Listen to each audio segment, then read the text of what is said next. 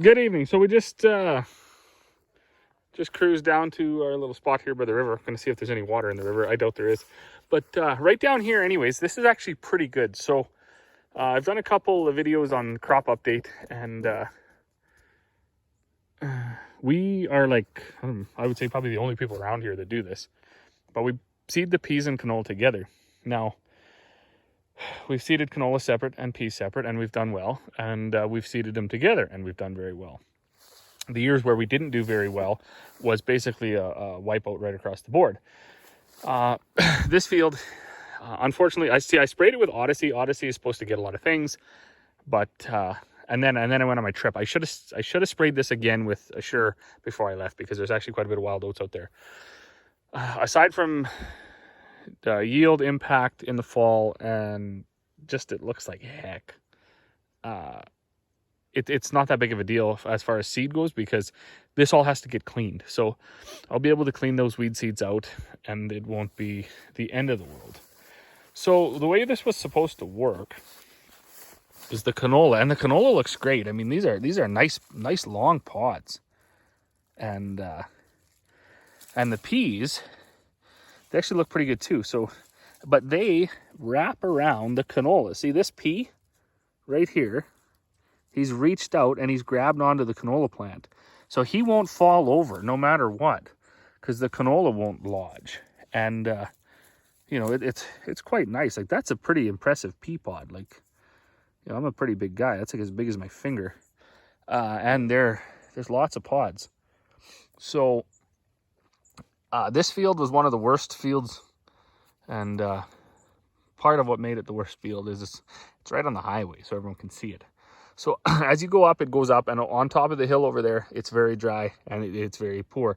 But down here, the rest of this is quite, I mean, it's actually quite impressive, really, for the year that we had and for the peas and things. There is some thistle in here, and there is some hawksbeard in here, and a bunch of wild oats. But the peas are very determined to grow. I just love, the pea is an incredible thing. Like, it'll grow in mud, it'll grow. I'm pretty sure you could seed a pea into wet cement and let it harden, and it would sprout and crack the cement and come through. They're absolutely amazing. That being said, you know what? They didn't like the heat that we had, that week-long heat. They didn't like being too dry, but the other thing is they don't like being too wet. So anyways, I just wanted to clarify why we do this. So, like, you know, look at this pea. He's just absolutely loaded with pods. For the year anyways. This plant as well, absolutely loaded up with pods. And you can see that's the incredible thing about them, is they reach out with their branch and they grab onto the canola, and then they stand up nice and tall. So this is kind of I guess a little bit of a relief, because some of our barley we know is suffering. I think our canola yield will be down, although our canola fields look very good. Our wheat looks good, but this is we should get a pretty nice crop of canola pea mix. I'm thinking 10 to 15, maybe 20 bushels of peas and 5 to 10 bushels of canola. Won't be no record-breaking crop, but you know, if this fills out, like, that's a long pod. I mean, this one won't fill it now because I just pulled it off, but you get the point.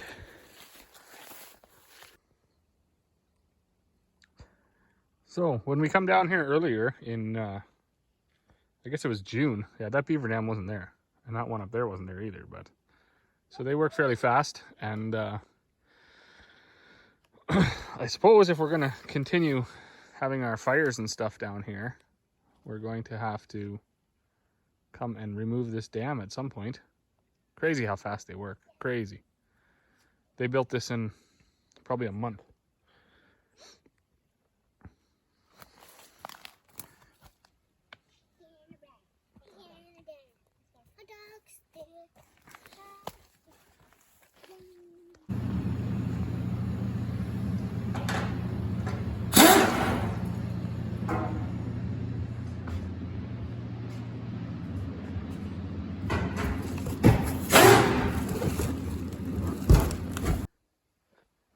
Good evening. So I was grinding feed all day. It's 6:30. I just stopped. And anyways, Dad ran to town and he picked up the new rotor. So I mean, here you go, in a box. It's a new one. Doesn't have worn out pins. I helped him pull this out just because this thing is super heavy. The rotor itself isn't heavy, but all the gizmo is. So you can see every single fan, every fin is worn right out. And then this was the one that broke, which was what changed the sound and then added the vibration. But you can see they're all broke. That's not supposed to be that. So actually, you know, this is our third grain vac. I was kind of doing the math around it. I based it around 4,000 bushels an hour, but we've probably put 1.5 million bushels through this thing. So I guess some wear is okay, but just your straightforward 10-inch auger sticking into a bin, I'm not sure if this is the way to go anymore. We geared up with our flat bottom bins the way we did, so you could just use we use a grain vac for everything. And there was a few reasons for that. Lots of the times when we're moving the augers around or we're loading grain out, it's winter time, snow drifts, ice, even the augers with movers, you know, you got to put tire chains on them and stuff like that. Plow the snow, do all this stuff to try to get these 10-inch augers around and stuck in your grain bin doors. This is very easy to move. You just drive a tractor because it's hooked to a tractor. So you can drive it through the snowbank or whatever. Also, lots of our grain bins, they're a little bit older, you know, they were built maybe 20 years ago. The actual physical door on them cannot accommodate a 10-inch auger. And so my feed bins out here, for instance, they mostly have 6-inch augers stuck in them. You actually probably can't fit a 10-inch auger in there. So you'd have to modify all the doors or else get rid of the bins. And I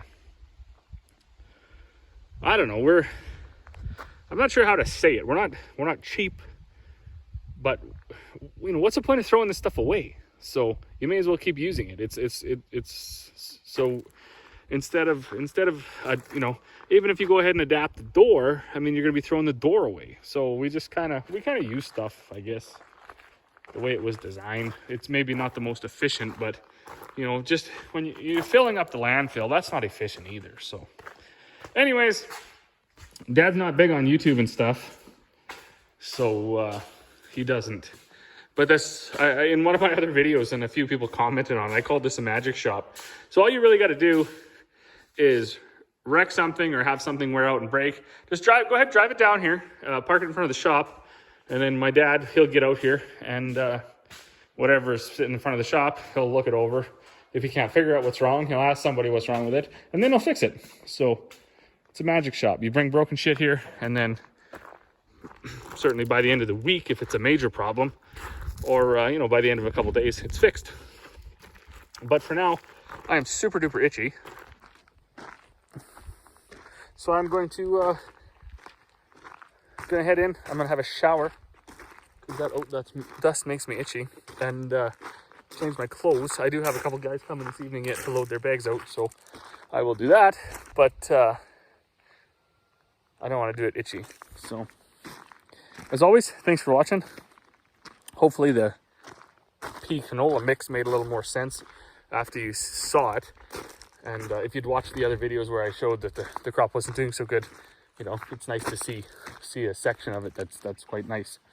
So, anyways, we will catch you all on the next one.